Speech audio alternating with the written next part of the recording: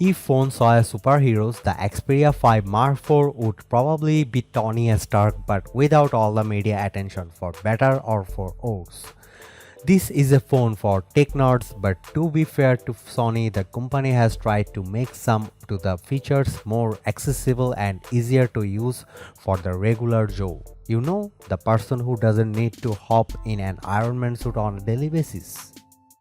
The Xperia 5 Mark IV is the direct successor to the Mark III of the same compact lineage, and it mixes things up a bit in terms of upgrades. Sony has managed to make the phone even more compact, and this comes with certain repercussions.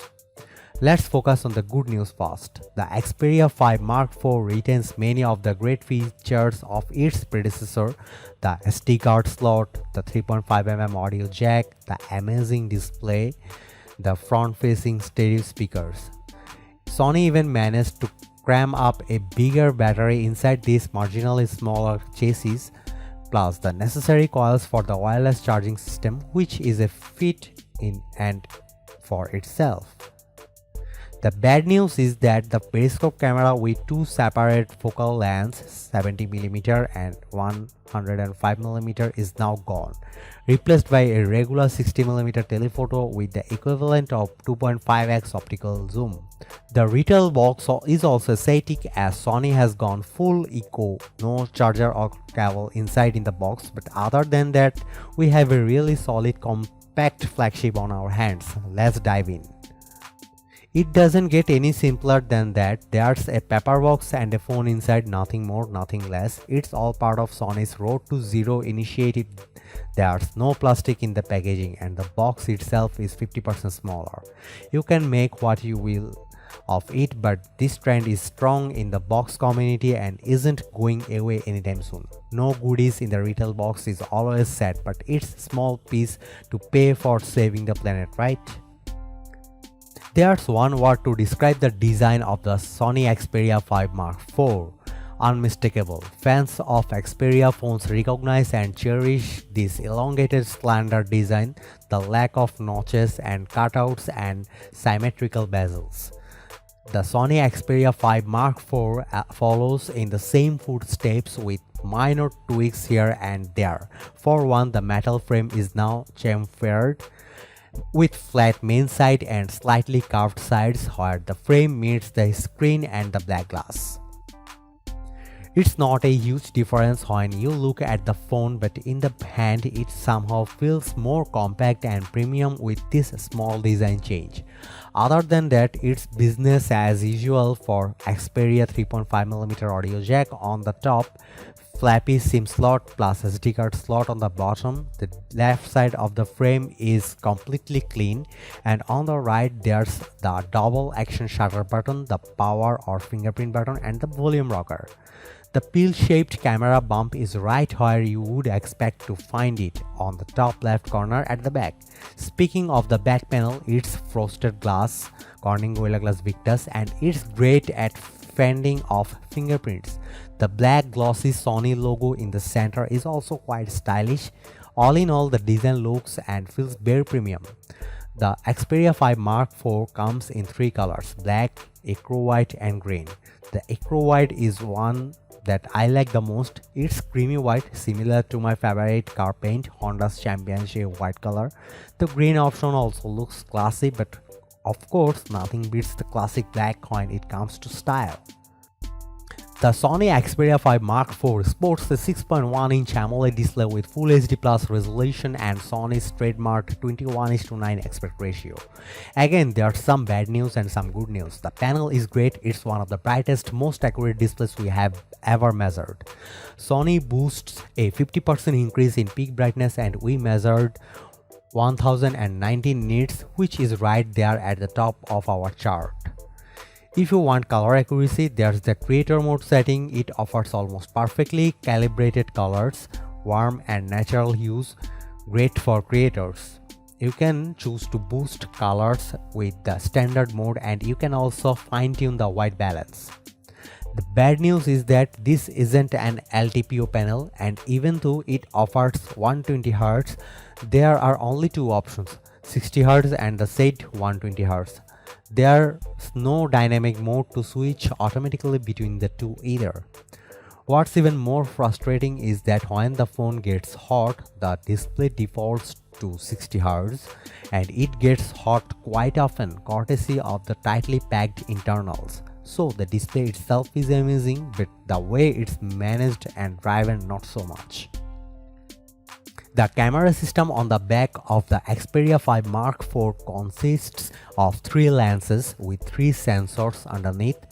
Gone is the periscope variable zoom lens from the previous model, and in its place we find a regular 60mm zoom lens.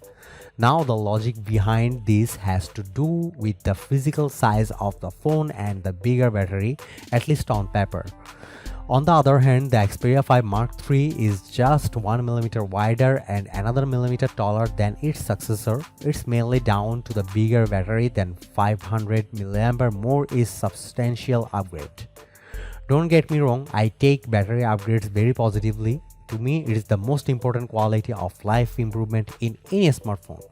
The thing is, this new 60mm camera is not spectacular, it's not bad, just a downgrade compared to the 70mm to 105mm variable zoom system in the previous model.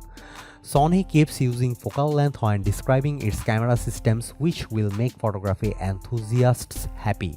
The main camera is a 24mm lens with an aperture of 1.7 and a 12MP 1x1.7-inch sensor underneath and optical image stabilization on board. The ultra-wide camera is a 16mm and 2.2 aperture 12MP and a smaller sensor 1x2.5-inch. All bells and whistles from the alpha department are here, with some extras on top. You have real-time eye tracking, autofocus on all lenses, object tracking. You can spend all day talking about different aspects of the Photo Pro app or Cinema Pro, Videography Pro, the whole professional suite that Sony is so proud of. And in all honesty, if there's a brand that deserves the Pro moniker on its phones, it's Sony. Thing is, very few people would have the patience and dedication needed to go through all these details when taking shots. Hardcore photography enthusiasts, semi or professional vloggers, etc., normal people would prefer to click on the amazing double action shutter button. I can't believe only Sony is doing it, must be patented and get a great picture. Sony knows all this, and even though Photography Pro is the default camera software, it launches in basic mode and gives you a trimmed down experience while keeping all the professional and cool stuff happening in the background. Actually, every time your Xperia 5 screen locks up, the camera defaults back to this basic mode, even if you have just set up your perfect manual shot. I was doing it to complain about the approach, but there's an option in the camera menu to use the last setting used. Images from the main camera and the ultra-wider are pretty good with lots of detail and good dynamic range and similar tonality. The 60mm telephoto lens on the other hand tends to overexposed shots that the colors turn out warmer. It's a new lens or sensor combination for Sony and obviously needs more tweaking to get it perfectly right. If you are shooting in basic or auto mode, the algorithms will inevitably decide on the screen and the settings, and they work quite well. Night mode activates automatically when there's not enough light, and if you have a steady hand you can get some good results. The Xperia 5 Mark IV can shoot up to 4K videos, but the 1080p at 60 fps is the best looking option. You have both OIS and EIS, and the end result looks much smoother with good detail and accurate colors. You can switch between lenses while shooting, and even though there's a nice zoom in zoom out effect, it's primarily digital and there's a loss of focus during the transition. Object tracking and eye tracking autofocus work as advertised. One of the big improvements over the previous model is the new front camera, which is now 12 megapixel and with a slightly larger sensor. You can also use bokeh to make sure your selfies look more professional. The results are pretty decent, much better than what was possible with the last gen model. Sony has obviously decided to go the plus road when it comes to the latest Snapdragon. The Xperia 5 Mark IV comes with the regular Snapdragon 8 Gen 1 on board. It's not a big deal, the phone feels snappy enough, and the synthetic benchmarks put it right where it belongs, in the elite. The performance is actually almost identical to the Xperia 1 Mark IV, which is great considering the smaller chassis. Speaking of which, the phone gets quite hot quite often, and from time to time the camera would shut down or the display would switch back to 60Hz. The storage configuration is 8GB of RAM coupled with 128GB of onboard storage, but there's a microSD card slot, so you can expand the latter with up to 1TB. The side-mounted fingerprint scanner deserves a few words here. Sadly, it's not the fastest one out there, but it's pretty accurate. You may get some false activations if the phone is loose in your pocket, but overall it's an improvement over the previous model. The Xperia 5 Mark IV comes with Android 12 on board and there's little to no bloatware present. Actually, you can choose what to install when you set up the phone initially, and the overall experience is close to stock. SiteSense is still here for those who don't know anything about it. It's a shortcut stripe close to the edge of the display, which you activate by tapping twice on it. You can launch apps, take screenshots, view notifications, and also multitask via the 21:9 multi-window feature. Sony somehow managed to cram up a 5000 mAh battery in the compact chassis of the Xperia 5 Mark IV, which is one of the most important upgrades compared to the previous model. The battery life is solid, you can get 2 days quite easily, and even the most demanding power users will have their full day of tinkering with the Xperia 5 Mark IV. Another big improvement is the addition of wireless charging. Sony somehow found the space to slap a wireless charging coil in there. The wired charging support caps at 30 watt, and according to Sony, you can fill 50% of the battery in 30 minutes using these speeds. Here's the charging profile we were able to snapshot. We achieved 20% in 15 minutes, 40% in 30 minutes, 50% in 45 minutes, and full charge at 110 minutes. It's really hard to compete with a phone that has a 21:9 aspect ratio screen, microSD card slot, 3.5mm audio jack, and a cool bunch of professional apps. On the other hand, it's amazingly easy. Let me elaborate. People who want all these features are probably already on the Xperia train, and with that being said, the main competitors here are the Xperia 1 Mark IV and the Xperia 5 Mark III. The former offers a true variable zoom camera system, and later is cheaper and with a more flexible camera system while keeping the compact form factor. For everybody else, the nerdy stuff is not that important, and with a price tag of $1,100 for the Xperia 5 IV is up for a bumpy ride.